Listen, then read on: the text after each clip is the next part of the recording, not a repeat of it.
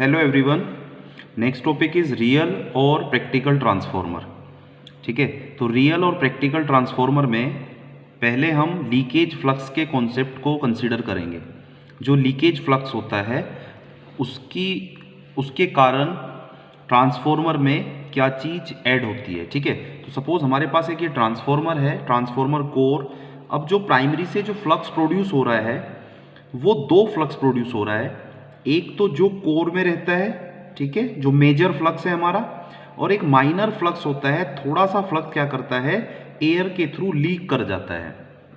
This flux is called leakage flux. Okay, तो अब primary से प्रोड्यूस जो फ्लक्स है वो एक म्यूचुअल फ्लक्स है और एक लीकेज फ्लक्स है।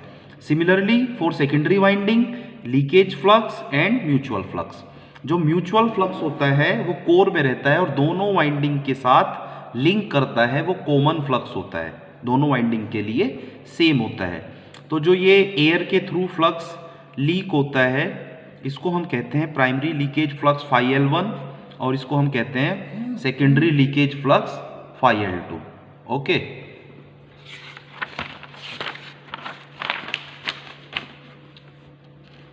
ए major part of the total flux is confined. जो हमारा मेजर पार्ट होता है फ्लक्स का वो कोर से कन्फाइंड रहता है, कोर के थ्रू होकर सेकेंडरी से लिंक करता है। और small amount of flux does leak, कुछ थोड़ा सा फ्लक्स क्या होता है एयर के थ्रू लीक कर जाता है और जो सेकेंडरी वाइंडिंग तक नहीं पहुंच पाता है। ठीक है, उसको हम कहते हैं लीकेज फ्लक्स। ओके, अब इसमें हम दोनों वाइंडिंग के रेजिस्टेंस को भी कंसिडर करेंगे। जो दोनों वाइंडिंग का रेजिस्टेंस होता है, प्राइमरी और सेकेंडरी वाइंडिंग के रेजिस्टेंसेस को भी हम कंसिडर करके तब हमारा कंप्लीट प्रैक्टिकल ट्रांसफॉर्मर वो होगा। ओके, तो अब हम लीकेज फ्लक्स की वजह से देखते हैं क्या अफेक्ट आता है। ओके, तो लीकेज फ्लक्स की वजह से ओके, तो due to the leakage flux क्या होगा, ट्रांसफॉर्मर में दो इंड्यूस्ड ईएमएफ्स होंगे।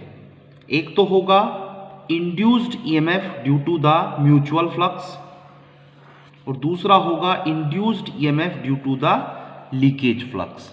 और इन दोनों का जो सम होगा, इन दोनों का जो नेट इंड्यूस्ड ईएमएफ होगा उसको हमने रिप्रेजेंट किया है E1 डैश से।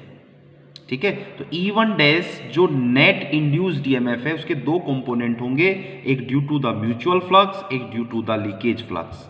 ठीक है, जो म्यूचुअल फ्लक्स होगा वो इतना होगा as per the EMF equation, ये होगा due to the leakage flux. ठीक है, similarly for secondary winding. Okay, तो अब हमारे पास इंड्यूस्ड ईएमएफ जो होगा वो दो होगा, एक due to the mutual flux, ठीक है, that will be responsible for the transfer of power. ठीक है, म्यूचुअल फ्लक्स की वजह से पावर जो ट्रांसफर हो रहा है। और दूसरा होगा लीकेज फ्लक्स।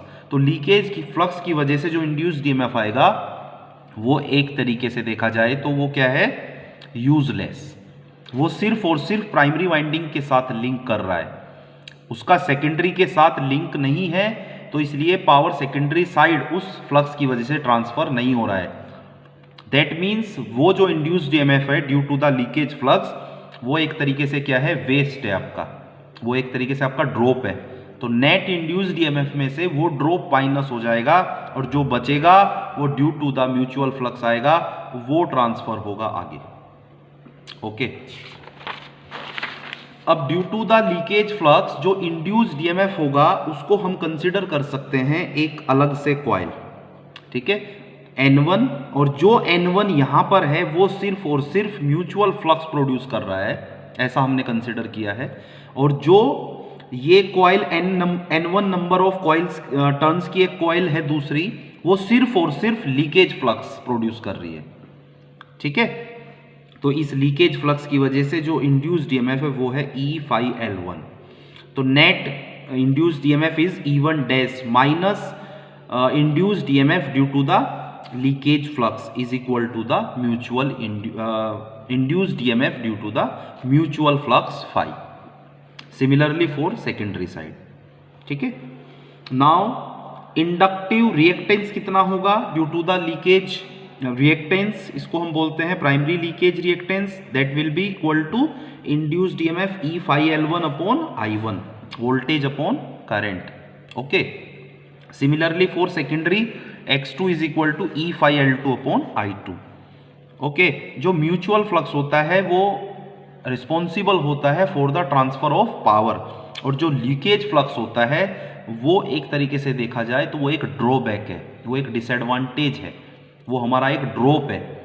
ठीक है, उसको माइनस होने के बाद जो इंड्यूस्ड ईएमएफ बचेगा वो प्राइमरी वाइंडिंग का इफेक्टिव इंड्यूस्ड ईएमएफ होगा।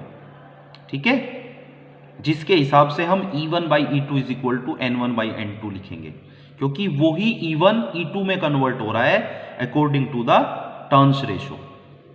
Okay, now leakage flux is only a choke, is only a choke coil in series which only drops the voltage. Okay, now the complete practical transformer, यहां पर ये हमने दिखाया है supply voltage V1, supply current I1। अब हमने यहां पे क्या किया है, वाइंडिंग के रेजिस्टेंस R1 को भी कंसीडर कर लिया है, और leakage reactance X1, leakage reactance X2, winding का रेजिस्टेंस R2, ये सारी चीज़ें हमने इसमें कंसीडर करके अब हम इसके फेजर डायग्राम पर आते हैं। ठीक है, तो इसका फेजर डायग्राम देखिए हम कैसे लिखेंगे।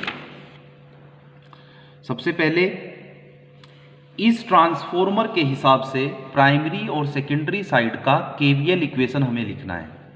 ठीक है, ये डायग्राम जो होगा ये आपका कंप्लीट जो रियल ट्रांसफॉर्मर होता है उसका है डायग्राम है ये। ठीक है, इसमें हमने देखो रेजिस्टेंस ऑफ ईच वाइंडिंग्स भी शो किया है, leakage reactance of each winding भी शो किया है, म्यूचुअल फ्लक्स, ये जो होगा यहाँ पर ये नेट इंड्यूस्ड ईएमएफ होगा टोटल, तो इसमें से ये ड्रॉप माइनस होगा और तब जाके आपको मिलेगा induced EMF due to the mutual flux. ठीक है, या म्यूचुअल इंड्यूस्ड ईएमएफ। ओके, तो फॉर दिस सर्किट या for this transformer primary side and secondary side के लिए अलग अलग केवीएल इक्वेशन हम लिखते हैं।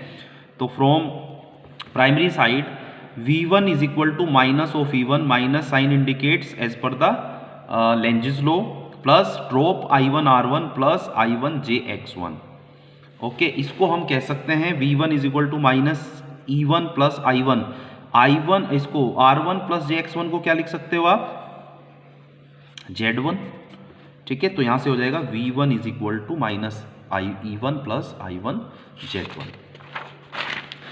Similarly secondary side E2 is equal to V2 plus I2 R2, this is the terminal voltage, this is the voltage drop across the resistance, voltage drop across the leakage reactance. It can be written as E2 is equal to V2 plus I2 R2 plus JX2।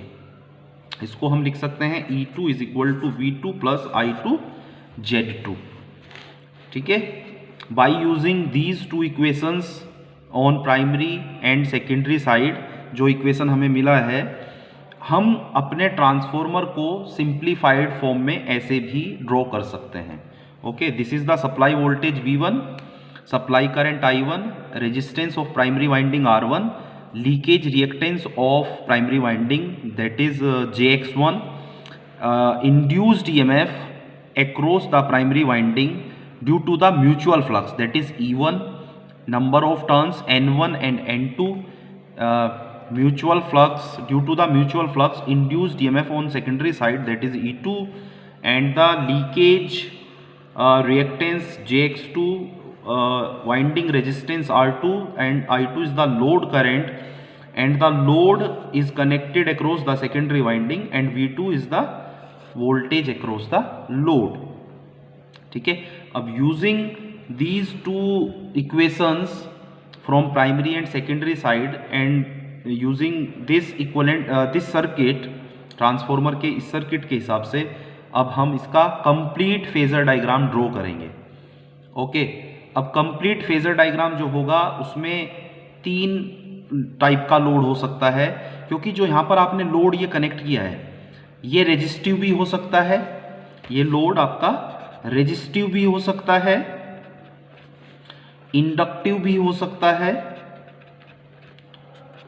और capacitive भी हो सकता है। तो ये जिस type का load होगा उसी के हिसाब से V2 और I2 voltage across the load and current through the load के बीच में जो एंगल होगा वो उसके टाइप पर डिपेंड करेगा, ये रेजिस्टिव लोड है या इंडक्टिव है या कैपेसिटिव है। ठीक है, I2 के हिसाब से फिर I2 डैश होगा, क्योंकि हमें पता है I2 के अपोजिट होता है I2 डैश। फिर वहां से हम I2 डैश को देखेंगे और हम अपना कंप्लीट फेजर डायग्राम ड्रॉ करेंगे। Okay, thank you.